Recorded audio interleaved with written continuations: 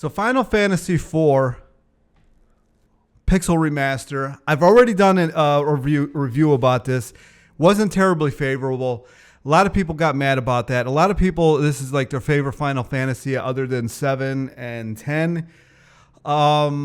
Really wanted to try it again. Now, I will say that when I played through Final Fantasy IV, 1 through 6, when I did those reviews, it feels like 18,000 years ago, but I was also on my phone with like strategy guides and stuff like that.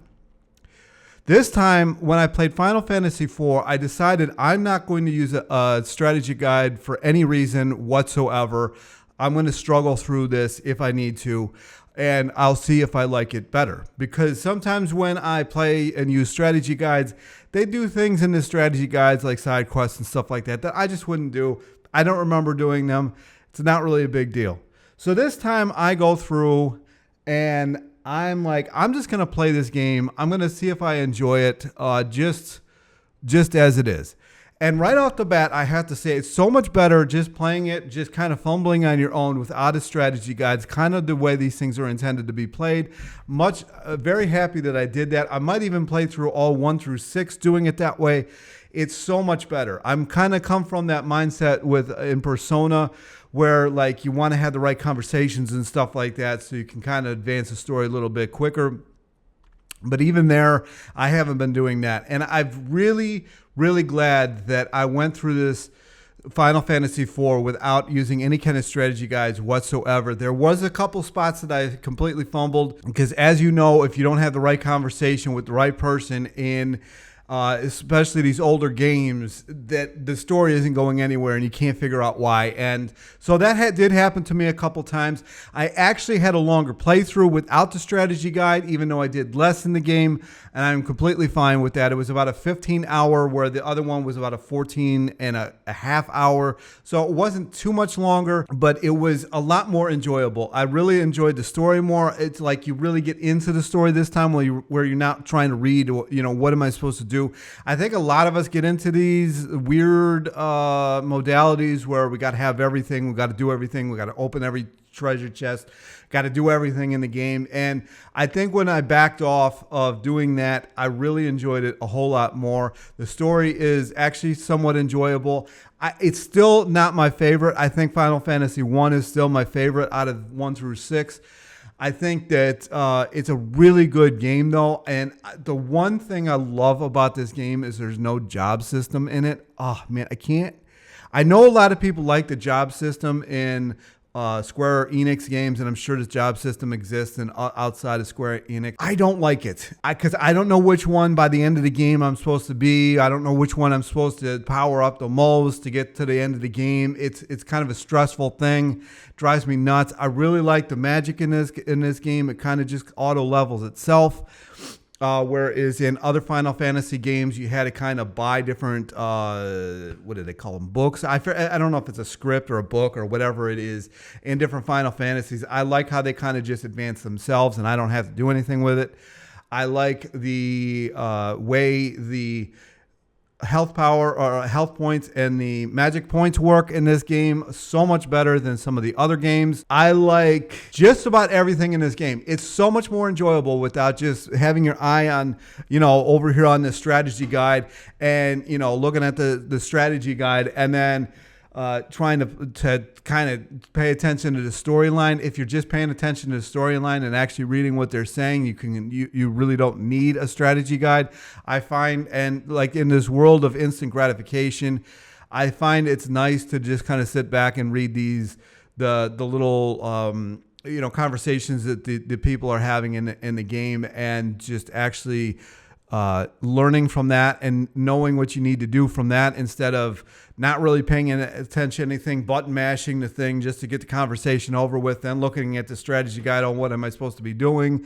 It was so much better that way, 100% better that way. And I 100% recommend that you play this game that way. Don't even look at a strategy guide. Just let yourself fumble through it and get out on the other end. Graphically, it is what it is. It's a game from 1994-ish, somewhere in that range. Maybe a little bit earlier, 92. I don't know. So, you know, the graphics are what they are. You see them in the background here. They were, it's remastered. It does look better, obviously, than the original.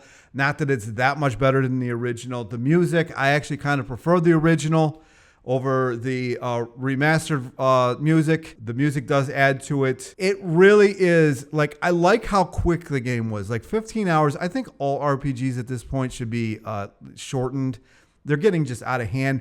Matter of fact, even Final Fantasy VI, like, I was going to replay that game, but like, I'm thinking, I think that was almost a 30-hour game. I really don't want to put that time into it again.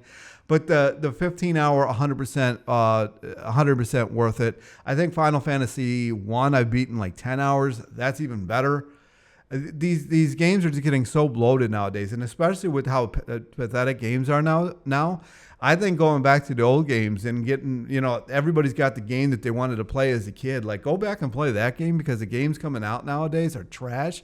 And I would start off, you know, one of the games I would start off with was Final Fantasy 4. I would start off 1, 2, 3, 4. Try the Final Fantasy 1 through 6 on the remaster. If you want the physical, you, I think, still can get it from Play Asia. I don't know. You'd have to check. But I have to update my thoughts on Final Fantasy 4. I liked it a whole lot more. I really liked the story. I kind of got into it. I actually wish they would have developed the characters even more, which I don't usually say.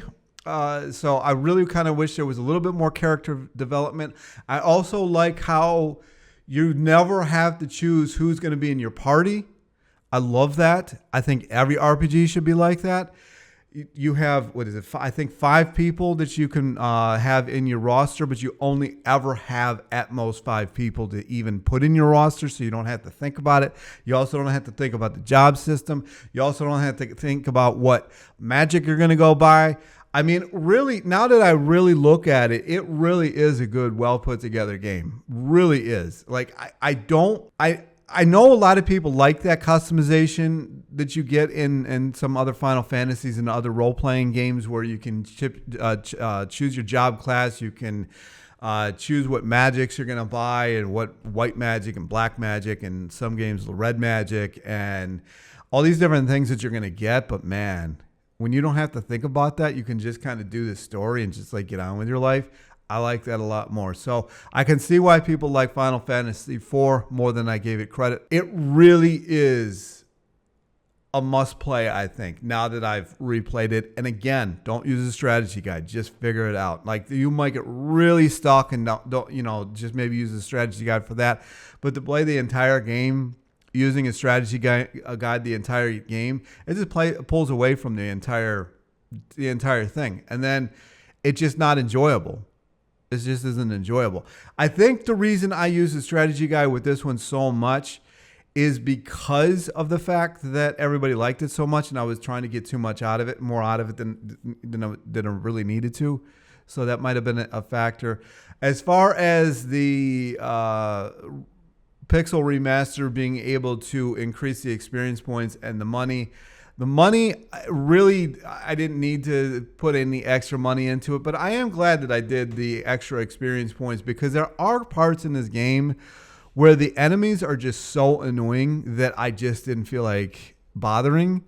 And even when I got to the final boss in this one, I was so overpowered even at that point that it really didn't matter that I had turned off encounters in certain areas. So that didn't hurt me at all. So I 100% recommend you go check this game out, even if you just buy them like one at a time. But if you buy the entire 6 at one time, you do save quite a bit of money. At least you did when I bought it back 800 years ago, it feels like.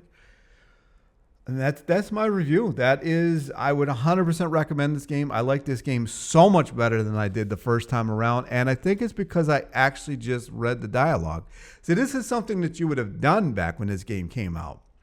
You would have had to read the dialogue, because you didn't have your little cell phone, your little tracking device sitting around, right next to you. You had to, call the helpline or whatever. Anyway, that is my review of it. I know I've said this a few times, but it really is worth a good playthrough. Anyway, talk to you in the next one. Peace.